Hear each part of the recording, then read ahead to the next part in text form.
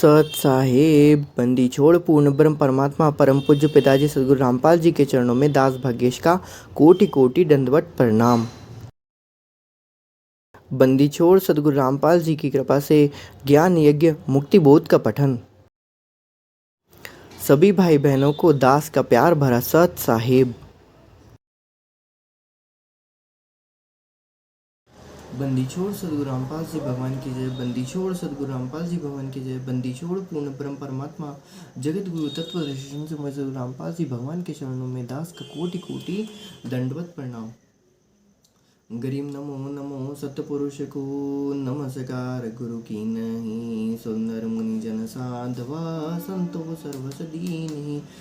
सतगुरु साहेब संत सब दंडोतम प्रणाम। आगे पीछे मध्य हुए तिनको जाकर बान। नराकार निर्विषम कालजाल भय भंजनम। निर्लेपम निज निर्गुणम अकलमनुपवेशम। सोहम सोति समापतम सकल समानानि रतिलय उजलेरम बरहदम्बम। बेपरवाह था है वार पार नहीं मध्यतम। गरीब जो सो मेरे सदी होई गणना या गलता ना करो अनुग्रह सोई। पार शब्द परवाना आदि गणेश मनाऊं। गणनायक देवन देवा चरण कमल न्यूलाऊं। आदि अंत करूं सेवा परम शक्ति संगीतम। हृदयदाता सोई अवगत गुणातीतम। सत्य पुरुष निर्मोही जगदम्बा जगदीशम। मंगल रूप मुरारी तन मन अर्पूशीशम। भक्ति मुक्ति भंडारी सुंदर मुनि जन ध्यावे। ब्रह्मा विष्णु महेशा शेष सहस मुख गावे। पूजे आदि गणेशा कुबेर सरेखा। वरण धर्म रह ध्यावे सुमृत जीवन जी का। मन इच्छा फल पावे 33 कोटि अंधारा ध्यावे सहस 88। उतरे भव जल पारा कटे यम की फांसी। 33 कोटि अंधारा ध्यावे सहस 88। उतरे भव जल पारा कटे यम की फांसी। बंदी छोड़ सतपुरुष सदगुरु साहेब रामपाल जी भगवान के चरणों में दास भाग्येश का कोटि कोटि दंडवत प्रणाम।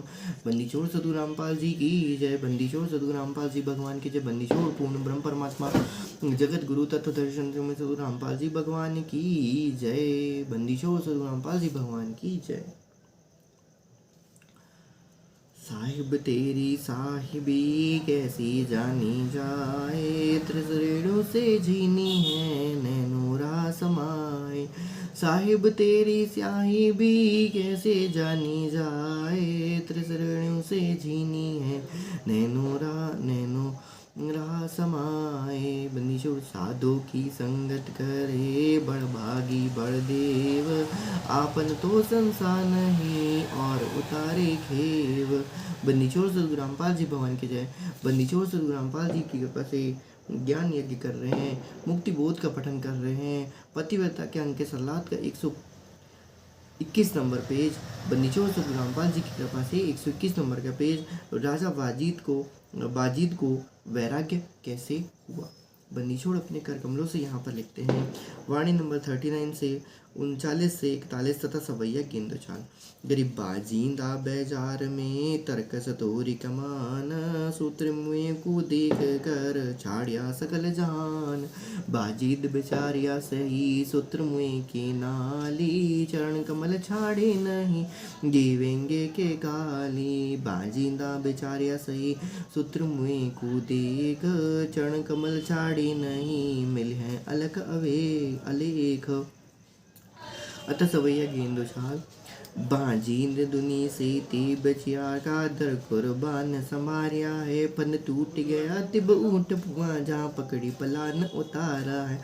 अरवाह चली कौन कहो कौन गली दौरा पीरा अकुकारा है। कहीं पैर पियादा पाल क्यों कहीं हस्ती का असवारा है। सत्य खुदाई अलग लकिया सब झूठा सकल पसारा है। कपरे पारे तन से डारे अब सत्य प्रणाम हमारा है।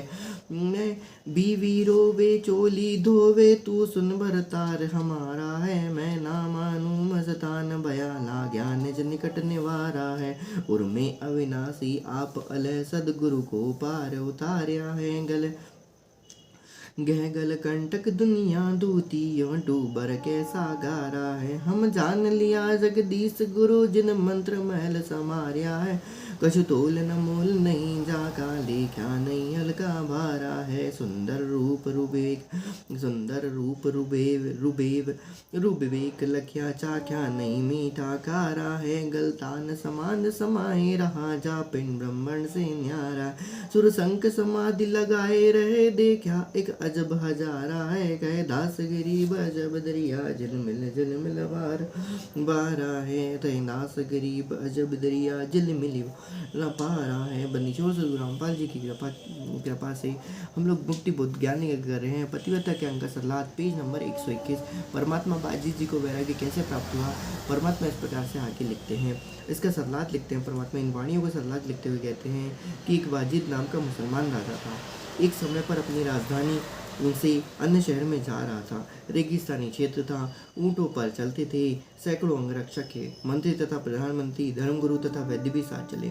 सब ऊँटों पे चढ़ के चल रहे थे। आगे पर्वतों के बीच से घाटी होकर जा रहे थे। ऊँट एक के पीछे एक चल रहा था। वह घाटी ने तंग थी, सकरी थी। बहुत छोटा रास्ता था कि एक ही ऊँट चल सकता था।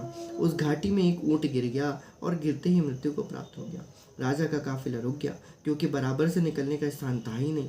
आगे ऊँटों की लंबी पंक्ति थी। घाटी की लंबाई भी 3-4 किलोमीटर थी। यह घटना बीच में हो गई थी। राजा ने कहा कि मेरी आगे बिना काफिला किसने रुकवाया है, उसे बुलाओ। मंत्रीगण गए और आकर कारण बताया। राजा वाजिद ने कहा कि मुझे दिखाओ, मेरी आज्ञा के बिना ऊँट कैसे मर गया और लेट गया। राजा ने देखा कि आँख ठीक है, नाक ठीक है, कान, टांग, दुम, गर्दन सब ठीक है, फिर कहाँ से मर गया। बेचारे को पता नहीं था उस समय तक कि मरना मतलब क्या होता है। खैर धर्मपीर गुरु ने बताया कि हे राजन, जिस प्राणी का जितना समय परमात्मा ने निर्धारित कर रखा है वह उतने समय तक संसार में रहता। ओए होए बंदी छोड़ सद्गुरु रामपाल जी भगवान की जय। जितना समय परमात्मा ने निर्धारित कर रखा हुआ है उतने ही समय तक संसार में रहता है, चाहे मानव हो चाहे अन्य प्राणी हो। हमने इसी मुक्ति बोध में हमने देखा था कि धर्मराज भी खुद कहते हैं कि ये लेख मैं नहीं लिखता। धर्मराज के सामने जब वो आते हैं, धर्मराज के सामने जो पंडित और विद्वान पंडित ब्राह्मण और तीनों देवता जब जाते हैं, तो उस समय हमने ये कथा हमने उस समय पढ़ी थी जब परमात्मा ने हमको आपके नारद जी के साथ की कथा बताई हुई थी कि नारद जी ने कहा कि नारायण अपने से कुछ नहीं होता, जिसकी जितनी लिखी हुई है उतनी ही उसको मिलेगी। तो उस समय धर्मराज युधिष्ठिर बोल रहा हूँ, क्षमा कीजिएगा। उस समय धर्मराज ये कहता है वहाँ पर कि देखिए ये लेख मैं खुद नहीं लिखता, ये लेख अपने आप ऊपर से विधाता के द्वारा लिखे आया था। और विधाता कौन होता है? वही पूर्ण परमात्मा सद्गुरु रामपाल जी भगवान जो विधाता हैं, वही हमारे सामने आज समझ में प्रस्तुत है, प्रकट है, इस समय धरती पे हैं और हम लोगों को सतलोक ले जाने के लिए आए। बंदी छोड़ सद्गुरु रामपाल भगवान की जय। बोल बंदी छोड़ सद्गुरु रामपाल जी भगवान की जय। बंदी छोड़ सद्गुरु रामपाल जी भगवान की जय। परमात्मा आने लिखते हैं, चाहे मानव है या अन्य प्राणी। बाजीद बादशाह के गुरु जी ने प्रश्न किया, बाजीद बादशाह ने गुरु जी से प्रश्न किया, क्या मैं भी मरूंगा? गुरु जी ने कहा, जी आप भी मरोगे। आपके दादा परदादा भी राजा थे, वे भी मर गए। एक दिन सबको संसार छोड़कर जाना है। राजा बाजीद ने कहा कि पीछे चलो। काफिला पहले आगे गया। मृत ऊँट को उठाकर घसीट कर ले चले, फिर वापस राजधानी को चले। राजा ने पूछा कि हे पीर गुरुजी, फिर मानव जीवन का क्या लाभ है? गुरुजी ने बताया कि भगवान की भक्ति करके अमर हुआ जा सकता है। राजा ने घर आते ही राजशाही वस्त्र त्याग दिए, घर त्याग कर चल पड़ा। उसने कई स्त्रियां रानियां थी, वे रोने लगी, हमारा क्या होगा, हमारा क्या होगा, आप हमारे भरतार अर्थात पति हैं। वाजिद ने कहा, यह संसार तो डूबन कैसा गारा है। डूबन कैसा गारा अर्थात परमात्मा ने यहाँ पर लिखा है दलदल जैसा है। मैंने अमर होना ही है, मैं चला, मैं नहीं मानने वाला। ओए बंदी छोड़ सद्गुरु रामपाल जी भगवान की जय। इसलिए परमात्मा ने यहाँ पर पतिव्रता के अंग में यहाँ पर नाम लिखा है कि मैं तो चला भक्ति करने, मैं मानने वाला नहीं हूँ। ओए होए बंदी छोड़ सद्गुरु रामपाल जी भगवान की जय। बंदी छोड़ सद्गुरु रामपाल जी भगवान की जय। जो टस से मस ना हो अपने पतिव्रता धर्म को वही कहा जाता है कि जो अपने मार्ग को एक बार जिसने तय कर लिया है, जो अब इससे पीछे हटने वाला नहीं है। परमात्मा ने भी यही कहा हुआ है, संत सिंह और सूरमा गरजे और बिदकते नहीं, ये गरजते हैं और दूसरे लोग इनसे बिदकते हैं। संत सिंह और सूरमा हमेशा आगे ही बढ़ते हैं, ये पीछे को नहीं बढ़ते हैं। और परमात्मा ने एक बार कहा है कि संत बनना कठिन है, हाँ सहजता के बारे में परमात्मा ने एक बार बताया था कि गला काटना एक पल का काम होता है, लेकिन परमात्मा ने कहा कि संत बनना सहज काम नहीं है, क्योंकि आठों पैरस में क्या होते हैं, संग्राम होते हैं। संग्राम का तात्पर्य ये है कि एक एक क्षण पे आपको अपनी भक्ति बचाने के लिए, अपनी एक एक मर्यादाओं को पूरी करने के लिए आपको क्या करना पड़ता है, बार बार आपको उन ज्ञान पे, उस ज्ञान को आधार बना कर उसके विचार मंथन करते हुए अपने जो भी अपने सामने समस्या है उनको आपको क्या करना पड़ता है, उसको ठीक ढंग से करना पड़ता है। मन के विचारों से भी लड़ना पड़ता है, अनेक प्रकार की कठिनाइयों से आपको सामना करते हैं। यही हमारा संघर्ष है और इन्हीं संघर्षों को पार करते करते हम एक दिन सतलोक पहुंच जाएंगे।